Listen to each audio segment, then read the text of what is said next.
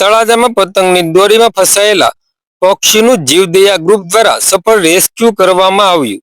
વૃક્ષ ઉપર પતંગની દોરીમાં ફસાયેલા પક્ષીને જીવદયા ગ્રુપ દ્વારા સફળ રેસ્ક્યુ કરવામાં આવ્યું હોય તેવી ઘટના તળાજા શહેરમાંથી સામે આવી છે। આજરોજ તારીખ 18 જાન્યુઆરી 2026 ને રવિવારના બપોરના 2 વાગ્યાના સમય દરમિયાન તળાજા શહેરના દીનદયાળ નગર વિસ્તારમાં પતંગની દોરીમાં એક પક્ષી વૃક્ષ ઉપર ફસાયું હતું।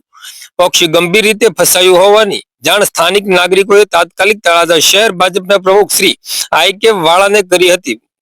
માહિતી મળતાની સાથે જ આઈ.કે. વાળા જીવદયા ગ્રુપની ટીમ સાથે ઘટના સ્થળે પહોંચી ગયા હતા। જીવદયા ગ્રુપના સભ્યોએ ભારે મહેનત બાદ વૃક્ષ ઉપર ફસાયેલા પક્ષીને સુરક્ષિત રીતે દોરીમાંથી મુક્ત કરી નીચે ઉતાર્યું હતું।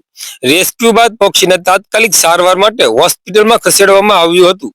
સમયસર કરવામાં આવેલા રેસ્ક્યુના કારણે પક્ષીનો જીવ બચાવી શકાયો હતો। આ ઘટનાને પગલે સ્થાનિક લોકોમાં જીવદયા ગ્રુપ અને ટીમની પણ પ્રશંસા કરવામાં આવી રહી છે।